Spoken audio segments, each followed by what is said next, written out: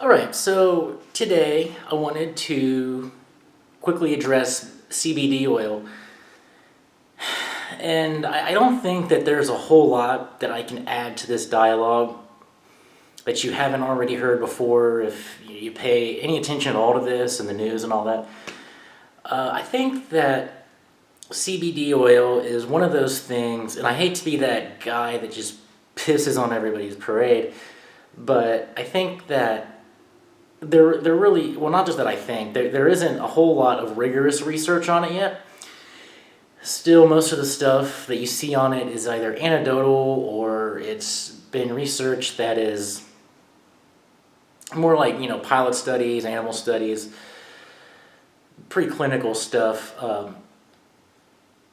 stuff that actually looks promising, but it hasn't had a high degree of rigor yet. What I can say is that there's been a lot of research done on toxicology, how it's metabolized, that sort of thing. So it's understood to be pretty safe. So I would say that it's still worth taking. It's worth experimenting on your own. I just don't want to get anybody's hopes up. Especially, if you have something like cancer and you're looking for something like this to be a cure, I'm just trying to let you know it's worth experimenting with. Don't get your hopes up. But, knock yourself out. It's pretty much on par with most nootropics, honestly. I mean, in this community, how many things in this whole field are real rigorous? I mean, you got the classics, pretty much. You got caffeine, theanine, nicotine, that sort of thing. There's a zillion compounds that you see get talked about, but at the end of the day, I mean, not many of them have much more evidence to back them up than CBD oil, so in a way, there's really nothing even to say here. But I'm just letting you know, because I know that people are getting their hopes up about this. So okay, let's take a step back and talk about the pharmacology. So you got the THC. Actually, there's CBD, there's CB1 and there's CB2, which are the main, I guess, classical cannabinoid receptors. But there's like one or two other ones at least that are proposed, but I don't know if like a whole lot is known about them, so I'm not really going to talk much about those. Just let you know that theirs are there. But the CB1 is the one that THC primarily acts on, and then CB2 is the receptor that CBD tends to act on. And the CB1 receptors, they're mostly in brain cells, be it neurons or glial cells, and then the CB2 receptors are in the immune system more, which I guess that could account for a lot of effects. You got that could address inflammation, and if you are able to control inflammation, and that could have downstream effects for a variety of disorders. So there is actually some theoretical reason why CBD might be good for a lot of things. So I'm trying to give it credit where the credit is due, right? So, all right.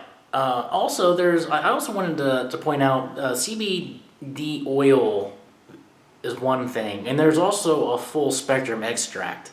That is a little bit different because it's got not just the CBD, but it's got, well, except for the THC, it's got pretty much all the cannabinoids and the terpenes and whatnot in there.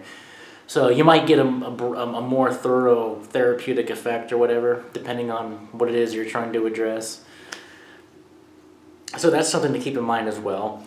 And if you're looking into using this, there's they do have CBD edibles. There's also CBD tinctures, and there's the vape juice, CBD vape juice or whatever. You can vape it. I personally use a tincture. It's a full spectrum. I'm not going to go into brands or anything, but that's what I'm basically using. There's another thing about the tincture as well. It's or at least the extract of whatever. You see this talk of MCT oils, this medium chain triglycerides. You can do that or the long chain triglycerides to kind of like suspend it all in. And I guess there's a difference in how these are metabolized. I think the MCT oil will take it more to your liver faster, and you can do some more research on that. I never saw how important that was really, but there's a difference in how it's metabolized. So I'm probably wrong. There's probably some importance to that, but I just mostly wanted to focus on the CBD. So, like I said, the CBD is it's good for like everything from cancer to autism to multiple sclerosis to neuropathic pain, and like I said, the research isn't there. So the main points are that don't get your hopes up. The research looks good at this point. I talked about the pharmacology, and I always feel like I'm forgetting something, but I guess that's pretty much it. I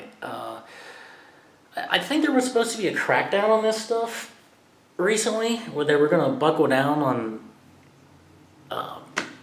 CBD oil or whatever, and I don't know. I still see no change in business whatsoever. Like I can get CBD products just as easily as I ever could. So I don't know if that got revoked, like they went back on that because people got upset. There were so many people who said it was important for therapeutic reasons, or if just people are starting to realize that the law is so stupid that nobody really cares at this point. So, I mean, I really wouldn't worry if you're kind of hesitant because of legal reasons to try this. There shouldn't be any problem at all. So, yeah, like I said, like with any nootropic, I guess you got as much evidence as you need to get started to experiment with this. See if it works for you. So let me know if it works out for you, and thanks for watching.